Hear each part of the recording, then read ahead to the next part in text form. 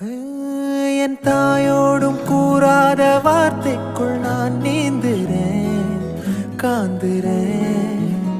கனா காணும் போர்வைக்குள் காலத்தை அடக்காக்குற தேக்குறேன்